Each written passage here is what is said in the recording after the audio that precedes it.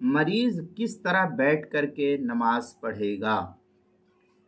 چنانچہ مریض جس طرح سہولت ہو بیٹھ کر نماز پڑھ سکتا ہے، وہ اپنی سہولت خود دیکھے کہ مجھے کس طرح بیٹھنے میں سہولت ہے، بیٹھنے میں، ٹیکا لگانے میں، یا کس صورت میں سہولت ہے۔ جس صورت میں اس کو مریض کو سہولت ہو، اسی صورت کو اختیار کر کے مریض نماز پڑھے گا۔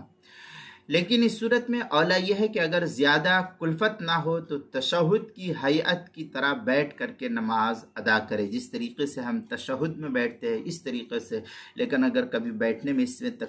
تکلیف ہو تو چار زانوں بھی بیٹھ سکتا ہے، مانڈی ڈال کر کے بھی بیٹھ سکتا ہے، ٹیکا لگا کر کے بھی، جو صورت اس کے لیے سہولت سے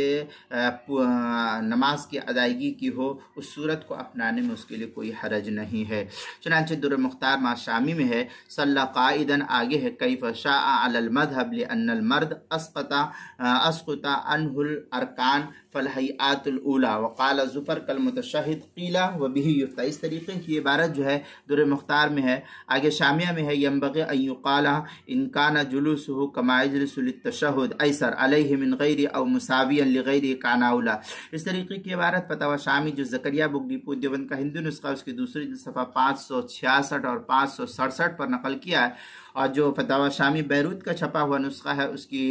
دوسری جلد صفحہ 495، بدائع الصنائع جو زکریا بک ڈپو دیوبند کا ہندی نسخہ اس کی پہلی جلد صفحہ 286،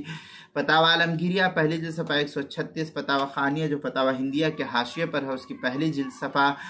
172، البحر الرائق جو زکریا بک ڈپو دیوبند کا ہندی نسخہ ہے اس کی دوسری جلد صفحہ 199، کتاب المسائل پہلی جلد صفحہ 570 اور 571 پر بھی اس کو نقل کیا گیا ہے۔